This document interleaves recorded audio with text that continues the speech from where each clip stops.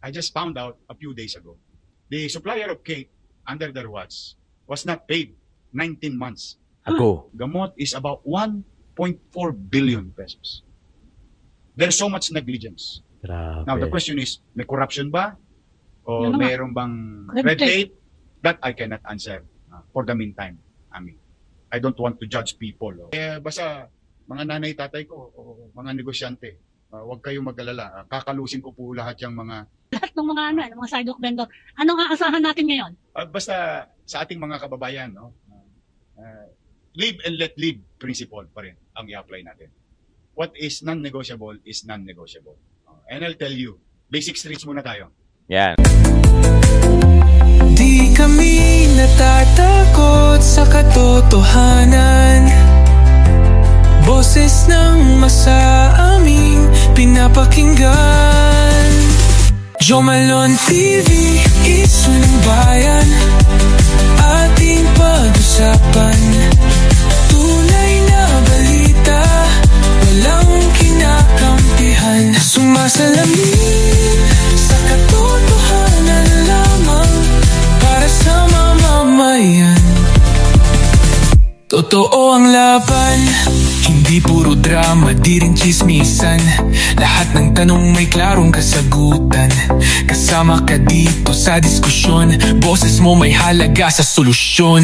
Laging alerto, mapagmatsyag, truth ang hanap. Di kami natitinag, walang palusot, walang dayaan. Tunay ang serbisyo, diretsong usapan. Jomalon TV, isyu ng bayan. Ating pag-usapan. Tunay na balita, walang kinakampihan. Sumasalamin sa katotohanan lamang para sa mamamayan. Totoo ang laban, walang kulay, walang kampi. Balita, talakayan, katotohanan para sa bayan. Yun ang sinasabi ko. Alright mga kayon, what's up, and welcome back pa rin syempre dito lang sa Joe Malone TV para sa programa natin na Issue ng Bayan. Ating pag-usapan, syempre shoutout natin lahat ng mga members natin dito sa Joe Malone TV. Ano ba? Ayun, Sir Larry Mamilagros, Stan, Lorna Tubera, Florina Dacumos, Rose Enriquez, Dina Mahos Bongo, Ma'am Lorna, Danny Ubaldo, Manik Sangko, pati na rin si JU Production. Maraming salamat po. May kalab shoutout sa lahat ng mga viewers natin abroad, pati na rin dito sa Pilipinas, Luzon, Visayas, Mindanao. Today is May 28, araw ng Miyerkules dito sa Pilipinas. Ilang ilang tulog na lang. At June na. At hinihintay natin yung impeachment trial. Pero dumako muna tayo rito sa lokal, kung saan pag-uusapan natin si Isko Moreno. Grabe yung mga nangyayari ngayon. Grabe yung mga revelation na nakikita at natatagpuan ni Yorme Isko Moreno sa City Hall. At according to them, talagang grabe ang nangyari. Maliban sa dinugyot ang Maynila, meron din mga irresponsableng, alam mo yon, ayahan na natin si Isko Moreno magpaliwanag dyan. Alam naman natin mga kayon na isa sa mga sinusuportahan natin sa lokal, well, syempre, walang iba kundi si Yorme Isko Moreno. I've been vlogging since 2019 kay Isko Moreno. Simula nung nanalo siya, the way na linisin niya yung Divisoria, there's no doubt, walang question, walang pagdududa na talagang lilinis niya ang Divisoria. The words na ginamit nga ni Miss Karen Davila is drastic change. Isko Moreno have made the drastic change in Divisoria. Blooming Treat, Carriedo, yung mga dating hindi madaanan na talagang ultimo tao natatraffic na, hindi lang sasakyan, ngayon nadadaanan na during his time. Tapos nawala si Yorme, alam naman natin, tumakbo na pagka-presidente, tapos pinaubaya niya doon kay ate nga. Nangyari, napabayaan hanggang sa unti-unting bumabalik. Alam mo yon, unti-unting bumabalik, nahihirati na naman yung mga vendors, yung mga mamimili, yung mga sasakyan, yung mga jeep, lahat, etc. Hanggang sa naging dugyot na naman na Maynila. Ngayon, newly re-elect Yorme Isko Moreno, incoming sa June 30. Hindi naman lingid sa kaalaman nyo at hindi naman nilihim ni Yorme Isko Moreno kung ano yung mga plano niya. Let's hear it from the Philippine Star. Kahapon nata to. Huwag nyo ako i-copyright, ha? Nagre-react lang ako dito. So, pero lang ako ng video nyo, The Philippine Star. Okay, shoutout sa Philippine Star. Sana hindi tayo maka-copyright. Okay, Isko Moreno, pakinggan natin. Tapos magbigay tayo ng reaction in between. Kasi may mga paliwanag dyan eh. Alam mo yung kagandahan sa reaction? Pwede mong paliwanagan. Di ba? Pwede mong paliwanagan. Kasi kumbaga, nagsasalita sila. Tapos ako, syempre, batang Maynila, batang Tondo, nalaman ko yung history, alam ko yung kwento sa Maynila, pwede natin maikwento. Pero syempre, hindi natin alam lahat. May mga hindi rin tayo alam tulad ng mga yung pinag-uusapan nila rito, Money Talks. Syempre, labas na tayo dyan. Internal yan eh. Hindi natin sakop ng kaalamanan yan. Ang nakikita lang natin yung panlabas, yung history, yung pagbabago, pero when it comes to mga internal arrangement nila, hindi na natin alam. Okay, pakinggan natin sa Philippine Star. Mayor-elect. Thank Go. you, Ami, at sa ating mga staff sa Philippine Star, sa digital at print, at sa lahat ng mga manonood, magandang araw po sa inyo. Siyempre, kung kumustahin, unang-una natin, priorities mo, pag-upo mo. Alam namin, you always hit the ground running. Day one, anong gagawin niyo? Well, with the situation right now at yung tema ng damdamin ng tao during the campaign, the most worrisome for them is the cleanliness of the city Yes. and the peace and order of our city Yes. and its citizens. Mahina. That will confront immediately on the first few hours or when we assume officially by June 30 afternoon. Ayun talaga ang prioridad kasi alam mo, nangadugyot ang Maynila ngayon, napapansin ng tao. Ibang And klase to. yung mga magulang, nag-aalala na kaliwat kanan ng snatching, holduping. Totoo. And remember, Ami, and to our viewers, Manila is the host for our educational institution. Oh, ang dami. If not all, at least most schools are located in Manila, except for Ateneo de Manila, who is located in Davao. Quezon Davao. City. But these schools caters for hundreds of thousands of students, day in, day out. The one who is living in the city through dormitory, because they study in Manila, and the one who comes in and out of the city. And this is worrisome for our parents in the city. Totoo. Plus yung mga tagalungsod ng Manila. And it should be addressed by the local government. Can you be more specific? Ano yung mga naiisip ninyo na pwedeng gawin? Kasi I think it's all over the Philippines na isang concern yan ngayon, ano? Yung peace and The order. presence of government should be felt. If possible, at least 24 hours. Yeah. It doesn't have to be you, but the uniformed personnel must be active and always present and visually present in respective areas. Particular yung concerned areas like the tourist belt, the business area, and the academic institution area. Alam nyo, mahinto lang natin Sa totoo lang, yung mga men in uniform, to tell you honestly, ako, kung tutuusin, nasa leader talaga eh. Nasa leader. Nasa leader. Ang malilenyo, hindi mo matutulongges. Di ba? Alam nila, pagkakaya nilang i-dominant yung leader nila, yung mayor nila, pagkakaya nilang i-dominate, i-dominate nila mismo. Hindi ko sinasabing salbahe ang malilenyo. Pero sinasabi ko lang, ang malilenyo, susunod dyan respetado ang leader nila, ang mayor nila, at tinatananawan nila ng utang na loob. Hatigit sa lahat, susunod sila pagka ang leader nila kumikilos din. Yan yung sinasabi natin. Si Isko Moreno, umaga, hapon, tanghali, gabi, hands-on yan. Gumagala yan, tinitignan niya, chinecheck niya yung mga police station, kung natutulog-tulog pa yung mga kapulisan natin, yung mga men in uniform. Hindi naman lahat Pati yung mga barangay, binibisita niya, yung mga paligid, kung may mga nagrarayot ba ng mga kabataan, binibisita ni Yorme Isko Moreno. Kaya talagang mahihiya ka Nangyari na ba sa inyo yun? Yung meron kayong katrabaho na sobrang sipag, na to the point na ikaw nahihiya ka na. Ako nangyari sa akin, nagtrabaho ko sa Pure Gold Tayuman bilang promodizer. Yung team leader namin, putya, grabe yung sipag. Ang sipag talaga, hindi ko nakita nagpahinga. Kaya ako, akala ko masipag ako, yung pala, kulang pa pala ako. Nahihiya ako na medyo nagpa-petiks-petiks pa ako, pero yung nakikita kong leader namin, ang sipag. Ganun din sa ganito. Ganun din sa sa lokal. Pagka masipag ang mayor, to tell you honestly, mahihiya yan, kikilos at kikilos. Talaga, kikilos at kikilos. Pati mga men in uniform, mga kapulisan, barangay, chairman, pati yung mga concerned citizen, kikilos at kikilos yan pagka yung leader nila, hindi nila kayang tulong kasi yung talagang kumikilos, nagtatrabaho, Yang mga yan, susunod dyan kahit na astig-astig ang mga taga Maynila o astig-astig ang mga batang tondo. Susunod dyan kay Yorme Isko Moreno. Plus, of course, yung mga challenging community based on historical facts. No? Kailangan bantayan yun. Like, for example, yung madalas na mapanood ng taong bayan, yung Arten. It's really, in fact, it went up to the Senate. Di ba? The attention was called in the Senate hearing. Ironically, this is a local problem that we will address in our own little way with the help of our uniformed personnel.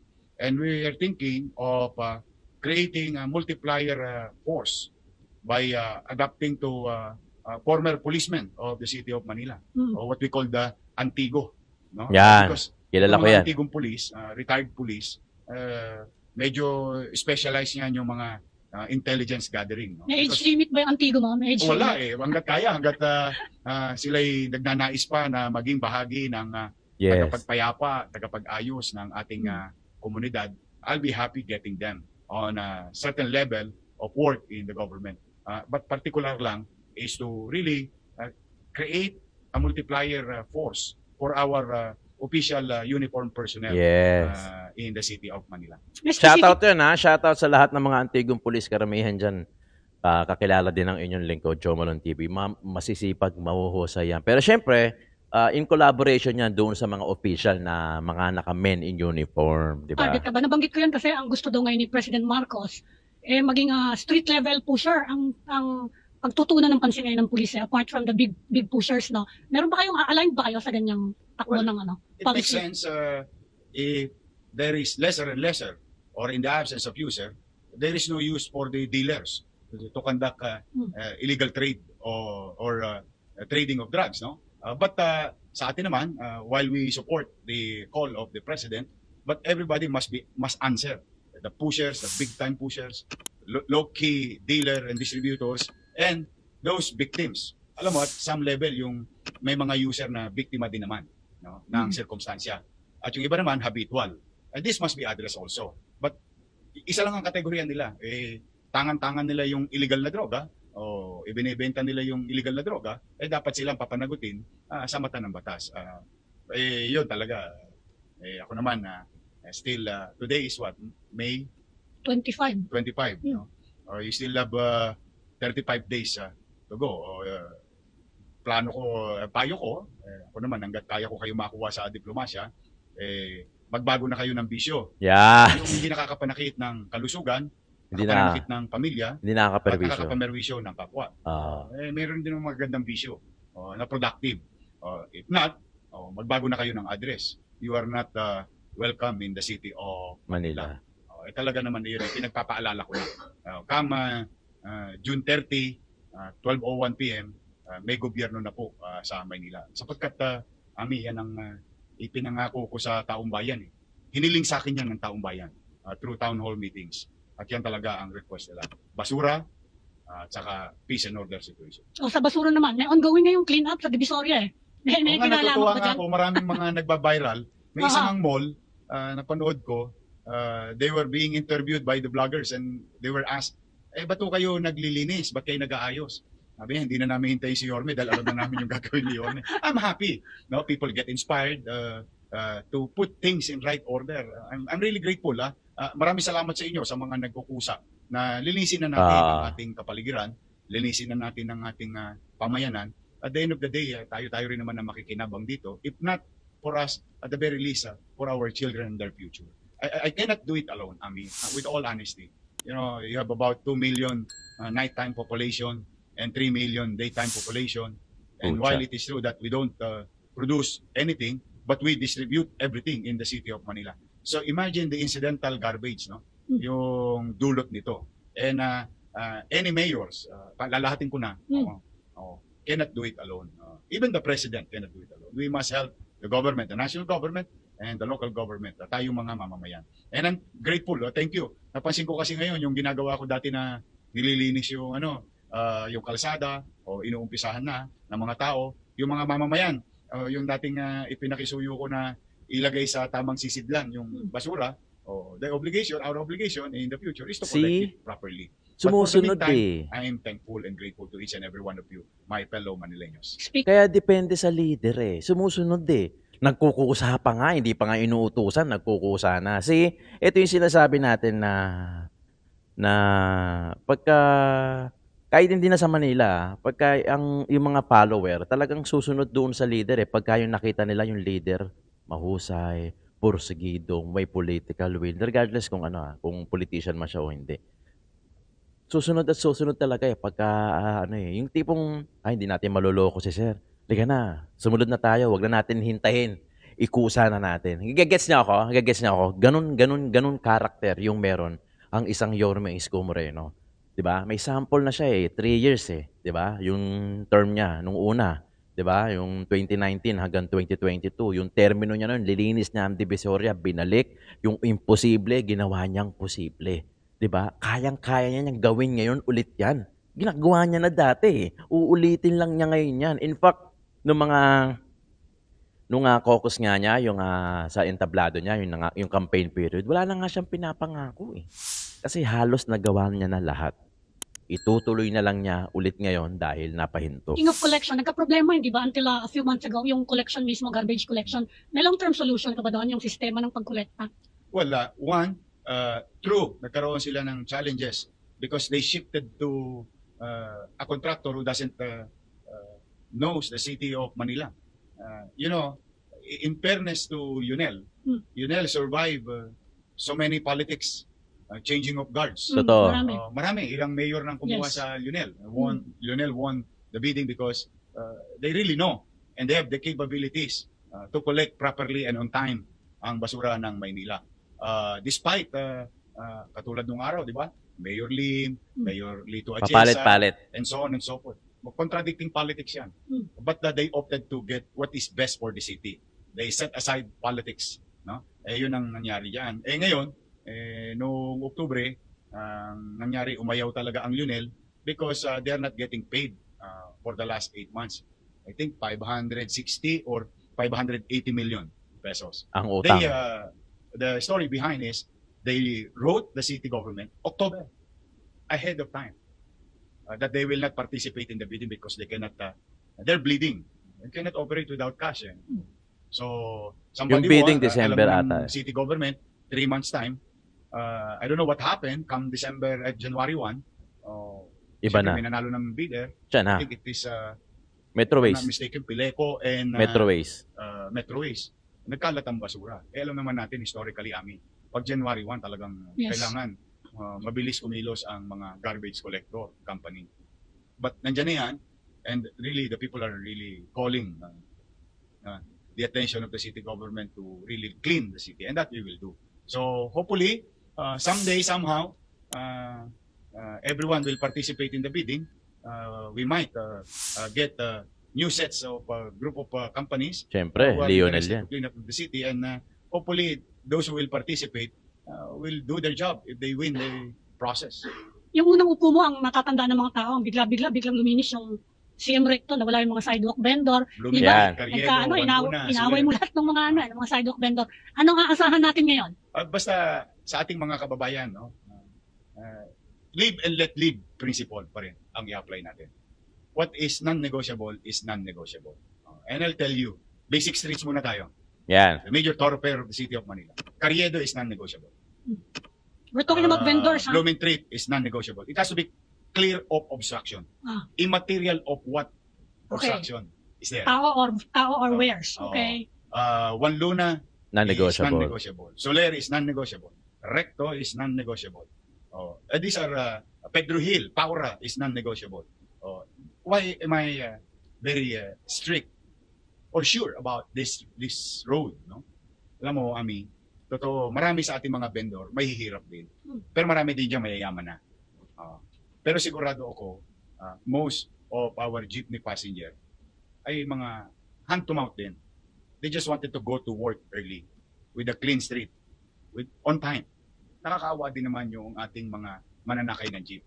If it is obstructed, then they're going to be late. If it is filthy, kung Traffic. mabaho, mangangamoy sa damit. Ganon din ang mga bata, papasok sa eskwela.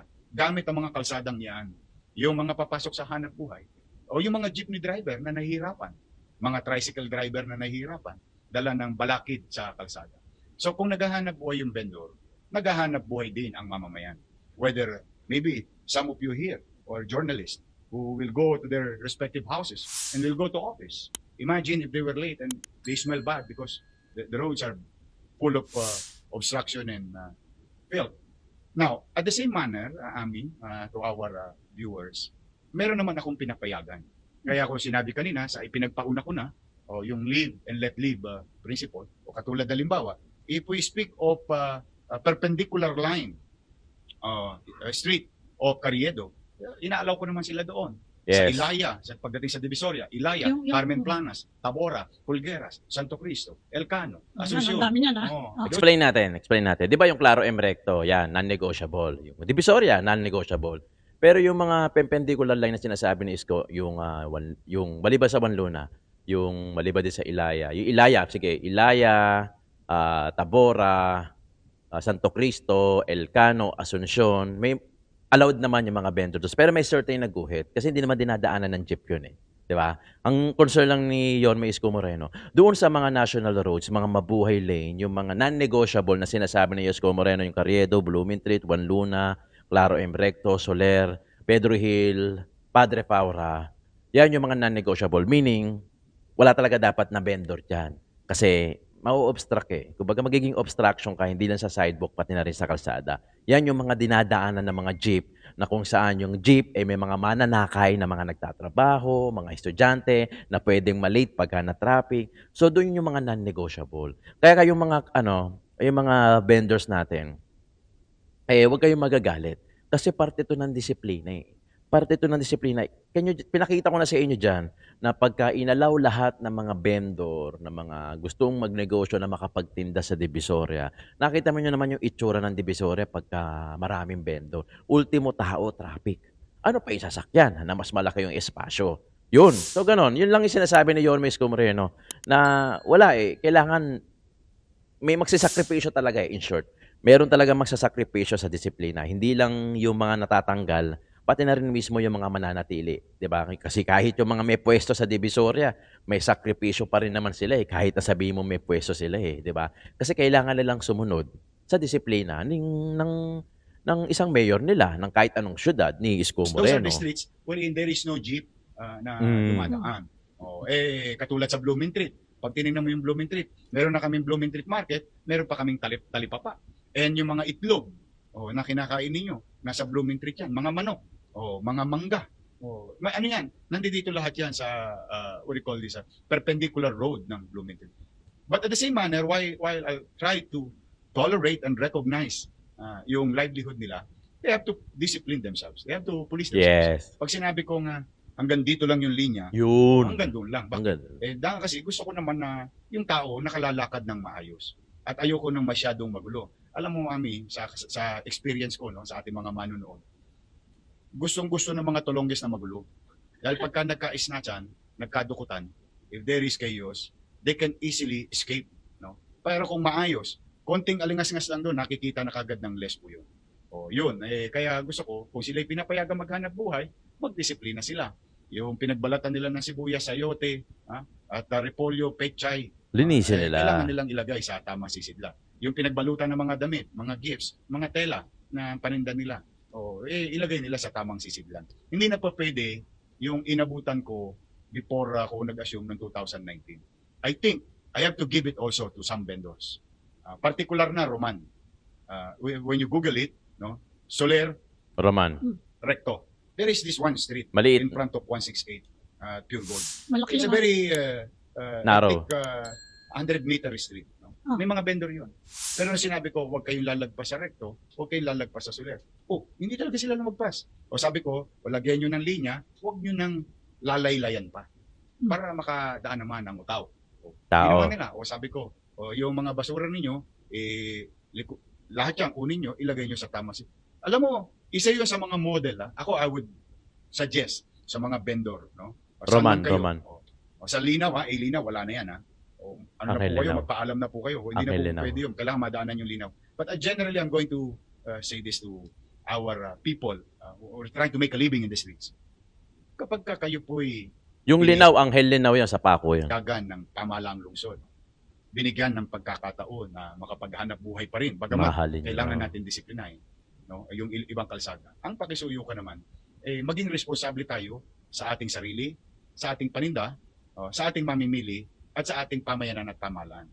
Wag po tayong may napapanood ko po kayo sa video, nagdadaan yung matanda, nasagi kayo ng yung tindahan ninyo, yung bilaon ninyo, minumura nyo pa yung matanda, nagpapanting-uanteng ako doon.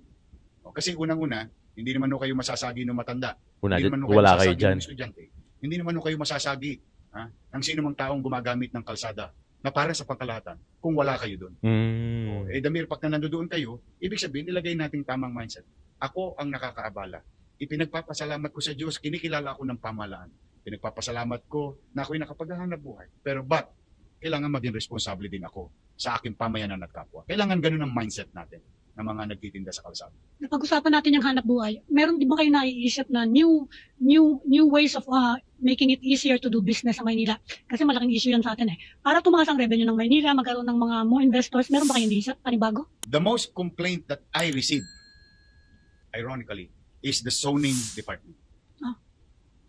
It's so grave that I cannot even quantify the numbers. Ano po yung zoning Zoning. department? Kasi yung business, pag maglalagay ka ng negosyo, may zoning. So zoning ka. Hirap na hirap yung mga maliliit na negosyante o medium o malalaking negosyante sa zoning. The most complaint, the most corrupt complaint about corruption is zoning. And that goes also to developer. Ito pa malungkot. Alam mo ba, may nakakatanggap kami ng reklamo. 30 square meter, 50 square meter. Magpapagawa ng bahay. Mababalitaan ko na hinihingan ng 300,000 para sa zoning permit. Anong ibig sabihin ng zoning na residential siya? Residential Magiging siya. residential siya. May Lupa, mga rules lupa. kasi sa building code. Yes. Sa zoning. Yung land use. May mga rules yan Alam mo, I always try to follow rules, no? But if there is what you call exemption, which meron, yun medyo inabuso yun ng ilang individual. Para makapagpatayo ng structure sa bawal na lugar. Hindi naman, hindi bawal. Yung land use, for under the example, table. I'll tell you. Halimbawa, itong loting itong Philippine Star, ang allowed lang dito is 4-story. Yes. Let's just say, you wanted to build 5-story, 6-story. You need to pass through the exemption. The exemption process, may rules, no? Doon nahihirapan ng taong bayan. Meron isang insidente, I think 60 square meter, inutang niya sa Pag-ibig, 500,000. Hinihingan siya 500,000 din ng city government, ng empleyado. Awang-awa ko, may isa pang matanda nagwala doon sa floor na kung saan may zoning. And this is perennial complaint. So there must be something that to look into. Basta mga nanay, tatay ko, o mga negosyante, huwag kayong mag-alala. Kakalusin ko po lahat yung mga nang api sa inyo dyan sa Yari zoning. kayo sa zoning. Kasi nakakasira yan ng negosyo. And you're very right, Ami, when you ask that. Kasi ang buhay ng lokal na pamahalaan, sa pangkalahatan na to, 1,600 plus LGUs, ay yung local source and yung regulatory fees. The more businesses for the LGU, the more taxes that we can gain. And that can be turned into services. Kaya kailangan namin. Yung paglabag, hindi natin kakasiguhin natin yung paglabag. Pero yung pang-aabuso mismo ng pamahalaan, yun naman ang hindi ko ito tolerate. Nagtengang kawali ang pamahalaan dyan sa zoning department o dyan sa building official. Kaya nataboy yung ibang mga namumuhunan sa lungsod. We're talking of restaurants, karinderya, warehouses, small houses, big developer, and so on and so. Very perennial, Ami. Nalungkot ako talaga. Kasi, Ami, you cannot lie with numbers. When I became mayor in 2019, in hindsight lang when I became mayor in 2019, the average investment na pumapasok sa amin sa property development is about 20-30 billion. For so many years, decades, within that range lang. When I became mayor and I liberalized FAR, or what you call the floor area ratio, or the zoning department. So business and real property. Our first year went up to 123 billion worth of investment na pumasok. The second year na mayor ako, kasagsagan ng pandemya, 170 billion. Despite the pandemic, Kaya nakita ninyo, kailan ba kayo pumunta rito sa office dito? Anong year? 2024? Remember, in 2023-2022, napansin nyo nagtaasan ng crane sa Maynila. Ang daming crane, like when you see crane, ito yung yung nagde-develop ng Construction. property. Because I went to FFCCI, PCI, American Chamber of Commerce, Makati Business Club, nag-rally ako or what you call it, marketing rally. I tried to explain to them the tax system, Benchmarking. the tax situation, and the FAR problem. They went back to the city of Manila. Pinatawad kami. Kailangan mo ba ng panibagong ordinances? Meron kang mga balak na hingin sa City Council? Yes, yung unang-una, we will, I'm going to ask the City Council to pass the General Tax Amnesty. Why, Ami? Alam mo, there are some individuals in government whom we call institutionalized. Binibigyan nila ng problema yung nagbabayad ng amilyar. Yeah. But they are the only people also who can solve the problem.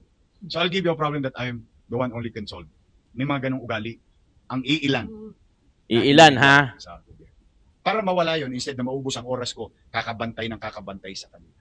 Paluluwagin ko immediately yung kanilang problema wherein if we grant general tax amnesty in the coming days, luluwag na yun. Hindi na sila maaabuso. They will only pay the principal. X surcharges and penalties. Yun, para we start from zero. Because anything above zero is positive. So we will help clean the books of our businessmen, clean the obligation Yun. of our real property taxpayers, and those who were abused, hindi na sila maabuso sa darating na panahon na tayo na ang namamahala sa Maynila. At the same manner, inuunawa ko rin yung hirap ng buhay ng pagninegosyo sa Maynila at hirap ng buhay ng tao dala ng masamang sitwasyon ng ekonomiya sa mundo, sa Pilipinas, at sa ating syudad. Doon man lang maramdaman kagad nila na may gobyerno. Yes. May isa pang high profile na nangyari when you were mayor. Dumami yung mga ilaw all around. Madadagdagan ba yan? Can we expect more areas na Hindi na nga magkakaganyan? yung iba Oo nga, yun na nga. No, we will fix it. We will try, we'll look into the, basta first things first, mga kababayan ko. Ami, and to the Philstar, na tayo, I've heard, initial report pa lang to. Yan. And we will see it on June 30. There is a grave fiscal problem of the city. It's not about the loan. It's about paying the obligation of the city. And our numbers speaks of about 8 to 11 billion. Grabe. Ano yung mga babayaran na yun? Ayan. Oh. Kasi yung loan, may binabangga ang cash yun, di ba? Yung loan na kinuha ko, based on Mandanas ruling. But we have local sources, as I have said Yes. a while ago. Hmm. Ano yung commercial obligation? Ayan, halimbawa, bayaran ng coupon ban, ng tubig, ng kuryente, ng gamot, ng construction, o ng basura. Ng basura. And all other obligation of the city. Wardya, manpower, and so on and so on. Wala Medicine. bang pera o red tape lang? Even cake. You know that cake, Yung yung cake. pinamimigay kong cake Oo. sa mga matatanda. I love you, mga lolo't lola ko, ha? May Ano kaya utang. paborito ko yan? Sobrang love na love ko yung mga seniors. May sa Manila. utang. Even cake. Would you imagine, I just found out a few days ago, the supplier of cake under their watch was not paid 19 months. Ako. Ano siya? Red tape o walang pera? Di ko alam. You know how much? 145 million pesos. Ang laki lang naman nun. Cake lang? Guardia, 110 million pesos. Gamot. Gamot is about 1.4 billion pesos. There's so much negligence. Grabe. Now, the question is, may corruption ba? O Yun na nga. mayroon bang Red red tape? That I cannot answer for the meantime. I mean, I don't want to judge people. But I only assess based on facts. If this is not paid, if this is true, there is a grave negligence Yes. on their part. Definite. Yun, that is definite. Yes. Hindi na pointing fingers yun. Ah. Now, what is the cause? Whether it is red tape, corruption, hindi ko alam. Ayokong husgahan, mag-akusa ng bagay na wala naman akong hawak. Pero sigurado ako, kung 19 months, hindi mo binayaran. 8 months hindi mo binayaran. Yung mga pulis, hindi mo naibigay yung allowance. Yung mga teachers, mga estudyante. Ang tanong namin, and I think your next Saan napunta yung pera? hulaan ko na, nasaan ang pera? Yun. Oh, see? May pera ba? Of Yan course, we have local income. Yes. Sabi si Ami, yung loan ko that I took during the height of pandemic is a loan wherein there is a windfall coming from the Mandanas ruling. Yun yung kinuha ng bangko. So it is not a local income. So itong mga general fund and all other things, no? Na pondo, mga local na yan. Amilyar, regulatory fees, parking, Commercial. other business tax, and so on and so forth. Yan yung local income. See? Yan, may binabangga ang gastos o gastusin. So when you acquire services, when you acquire products, it passes through a system, through public bidding and so on and so forth, but CAF are being issued. What is CAF? Certificate of Availability of Funds. And these are, kaya yung tama ito naman, nasaan ang pera? Basta for the meantime, isa lang muna. I don't want to accuse, I don't want to point fingers, and I hate pointing fingers. But with this number of months, 19. negligence, the number of amounts, immeasurable. Can you imagine? I mean, not immeasurable. I can measure it, but surmountable ba ang tamang English doon? Insurmountable. Insurmountable. Yun, tama ka. 8 to 11 billion that is something. Talagang ang word na magagamit ko doon ay grave negligence or what you call abuse of discretion. Yun. Di ba? Okay. Ayoko magpaka-dunong-dunong dito eh. Let's be transparent. Alam niyo naman ako, kilala niyo naman ako, transparent ako rito. Yung history ng Divisoria alone, history ng Maynila, nasaksihan namin. Yan, na-witness namin yan, kami mga lehitimong batang Manileño. Nasaksihan namin kung sino yung mga mayor na may ginawa talaga sa Maynila. Nasaksihan namin. Pero syempre yung mga ganitong klaseng money talks, syempre internal yan eh. Di ba? Hindi ko alam yan. Syempre, hindi naman lahat alam ko sa Maynila eh. Hindi ko alam yan in short. Pero syempre, sila yung nasa loob eh. Sila yung nasa loob ng circle. Kami nasa labas lang eh. Sila yung nasa loob ng circle. Definitely, alam nila yan. At hindi lang nila alam yan, nakakakuha sila ng data. Di ba? Nakakakuha sila ng numbers, nakakakuha sila ng data, nakakakuha sila ng evidence, nakakakuha sila ng documents. Same logic apply doon sa lagi kong sinasabi na hindi tayo politic expert. Di ba? Lagi ko sinasabi yan. Pero sila BP Sara, yung mga nasa pwesto, sila yung mas nakakakita, sila yung mas nakakaintindi sa data, sila yung mas nakakaintindi, nakakakuha ng mga resources nila. Tayo, observer lang. Dito, sa lokal, sa akin, sa Maynila, kami, mga observer lang. Nakita namin, na-witness namin yung pagbabago. Pero yung mga ganitong klaseng numero, hindi na namin, wala na sa circle namin yan. Ando doon na yan sa circle nila. Pero since na binabanggit ni Yorme Isko Moreno, and I believe na talagang merong, makikita nila yan eh. Kasi nasa loob sila eh. May data sila, may resources sila, may documents sila. Makikita lang, so 8 to 11 billion. Grave negligence yan. Di ba? Ang tanong, saan napunta? The same question, may corruption ba sa pamamahala ni incumbent? Ay, hindi natin alam. Hindi natin masasagot yan. Pero ang isa lang ang sigurado dyan, on June 30, July 1, mas marami tayong maya-upload sa national, sa lokal. Itatakel din natin to. Meron din tayong mga actual na mga video. Ipapaliwanag naman ni Yorme Isko Moreno yan. Ganyan naman mag-report yan sa Manileño. May capital report ulit yan for sure. At doon niya i-discuss, ilalatag lahat. Di ba? Kung talagang totoo man na nagkaroon ng pagkababayaan, hindi nabayaran yung cake, hindi nabayaran yung mga gwardiya, yung mga medical, yung mga police, yung mga police allowances, hindi na, di ba? Kaya pala hindi masyadong no? Grabe. Diyan ko masasabi na nasa leader talaga.